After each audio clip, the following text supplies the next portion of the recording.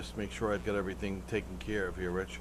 All right, this is our second segment today with Richard Horowitz. We're listening to IGTV, and we're talking about terrorism, quite frankly, all around the world, but also specifically over with the Arabian Peninsula, some of the Islamic extremists. And now, Rich, why don't you give us the memory clip of the week? The memory clip of the week is 3441. It shows Hassan Nasrallah, the head of Hezbollah, making a statement to his people, talking about how Israel will be annihilated and gone are the days when they have to be afraid. Now, the interesting thing about that clip, though, he's telling his people that they no longer have to be afraid, but he's making the statement from a bunker. Two of the accomplishments of Israel's campaign in Lebanon in 2006 is that Hezbollah stopped launching rockets, and Nasrallah doesn't go outdoors. So it's always interesting to see what they say and how they behave. All right, and why don't you get into now? We've got this whole thing with the Iranian official. What's going on there? Well, a lot has taken place actually in the last 2-3 days. The Iranian official that you're referring to made a speech a week ago. A senior Iranian official, head of a government council, said that the turmoil in Bahrain, Yemen, and Syria is really a Western plot. So that's what he said, and that's what many of their followers may believe. But in the last couple of days, a few interesting things took place. On Thursday, the second round of talks ended without any success.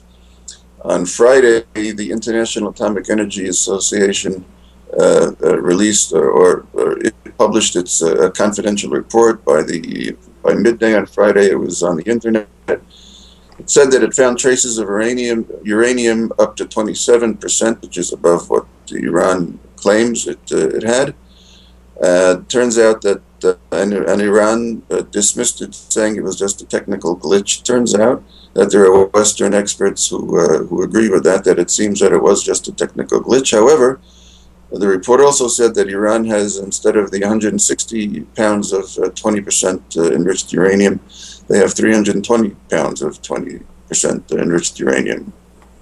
That's a problem.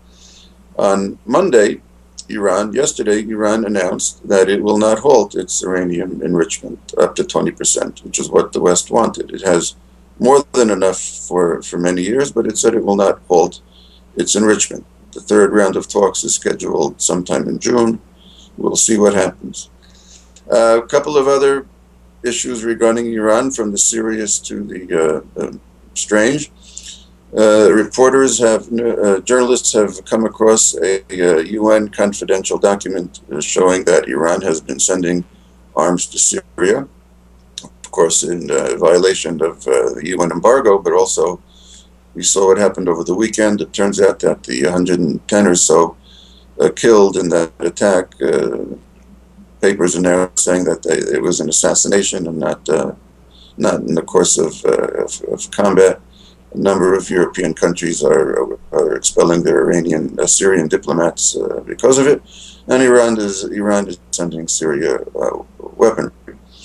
And now to the more bizarre one. Iran has now threatened to sue Google because Google has taken the phrase Persian Gulf off the map. There is a dispute whether that water area should be called the Iranian Gulf or the Persian Gulf. Iran is adamant that it should be called the Persian Gulf. Google doesn't want to get involved with the dispute. And Iran is so therefore took any reference to what the name should be off its maps, and Iran is now threatening to sue Google over this. All right, Rich. Well, that's a pretty good wrap on the week. There's a lot going on in the area. We certainly appreciate you coming on to the program with us, and we look forward to hearing more. Hopefully you had a great Memorial Day weekend like everybody else out there, and we look to hear more from you next week. Thank you, Joe. I'll see you then. Okay, bye now.